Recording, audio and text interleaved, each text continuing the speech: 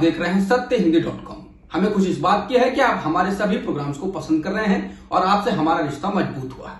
और इस रिश्ते को और मजबूत करने के लिए डिस्क्रिप्शन में दिए गए लिंक पर क्लिक करिए, जिससे हमारा रिश्ता और मजबूत होगा। आइए अब एक नजर डाल लेते हैं अब तक की सुर्खियों पर। भारत में कोरोना के मामले बढ़कर 24,506 हो चुके हैं, जबकि 775 लोगों की जान जा चुकी है। बता दें, भारत में पिछले 24 घंटों में कोरोना वायरस से संक्रमण के 1,429 नए मामले सामने आए हैं और 57 लोगों की मौत हुई है। महाराष्ट्र में लगातार कोरोना वायरस के मामले बढ़ते जा रहे हैं। पिछले 24 घंटों में यहां 394 मामले सामने आ चुके हैं, जिससे राज्य में कोरोना मरीजों की संख्या बढ़कर 6,817 हो गई है, जबकि 301 लोगों की मौत हो चुकी है। राजस्थान में कोरोना के 25 नए मामले सामने आए हैं, जिसके बाद कुल मरीजों की संख्या 2,059 हो गई है, जबकि कुल मरने वालों का आंकड़ा 32 हो गया है। इसके अलावा आंध्र प्रदेश में मरीजों का आंकड़ा 1,000 को पार कर गया है। दिल्ली के स्वास्थ्य मंत्री सत्येंद्र जैन ने कहा कि प्लाज्मा थेरेपी असर दिखा रही है। इस थेरेपी के बाद 6 में से 4 लोग लगभग ठीक हो चुके हैं। इस थेरेपी से उम्मीद जगी है। बता दें, इस थेरेपी के तहत कोरोना से उबर चुके लोगों के खून का प्लाज्मा निकालकर बीमार मरीजों को ठीक करने के लिए दिया जाता है। शोध से पता चला है कि ये लोगों की प्रतिरक्षा प्रणाली को बढ़ाने में कारगर होता है।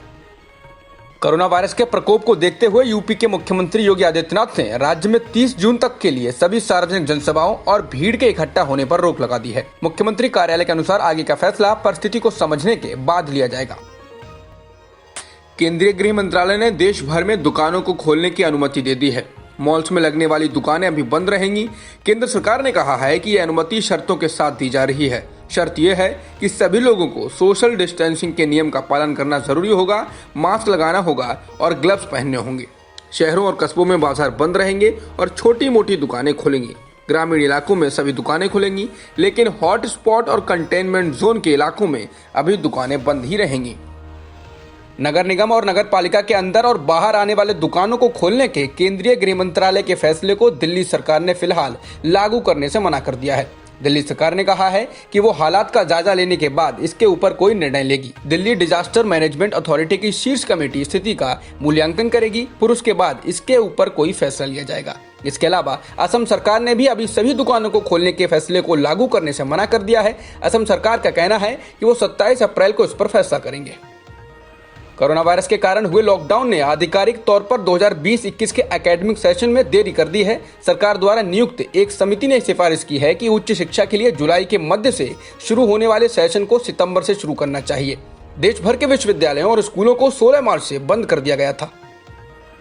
लॉकडाउन के बीच किताबों को पढ़ने को बढ़ावा देने के लिए मिजोरम के आइजोल इलाके ने किताबों की घर घर डिलीवरी की मुफ्त सेवा शुरू की है। मिजोरम के एनजीओ यंग मिजो एसोसिएशन ने इस पहल की शुरुआत की है, जिसमें लोगों को उनकी पसंद की किताब दी जाती है। बता दें, मिजोरम के लगभग हर इलाके में पुस्तकालय है और इस राज्य की साक्षरता दर 91.33 है, जो भारत में सबसे ज्यादा है।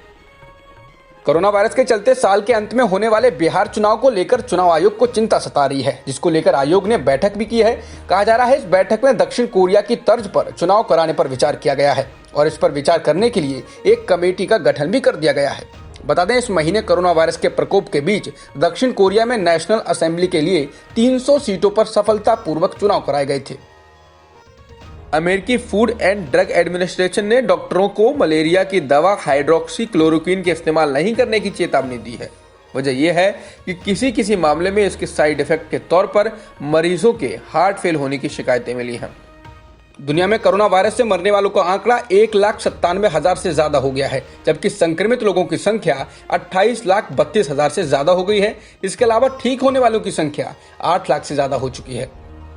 कोरोना वायरस के कहर ने अमेरिका को हिला दिया है। अमेरिका में अब तक 9,25,000 से ज्यादा लोग इस वायरस से संक्रमित हो चुके हैं और 52,217 लोगों की मौत हो चुकी है। कोरोना वायरस की वजह से संकट गहराता जा रहा है। ब्राजील की सार्वजनिक स्वास्थ्य व्यवस्था चरमराने की कगार पर है। अब ब्राजील के शहर मनाउस के अधिकारियों ने बताया है कि कब्रिस्तान में सामूहिक कब्रें खोदने की हालत पैदा हो गई है।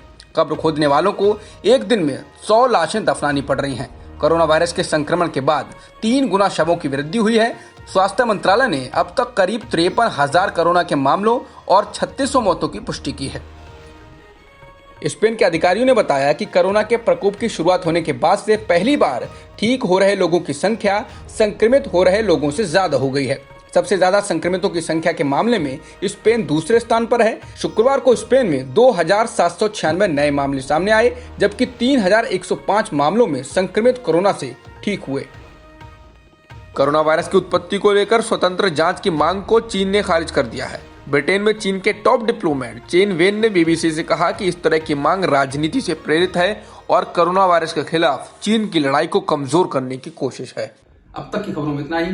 बाकी खबरों के लिए बने रहिए सत्यमेव.com के साथ।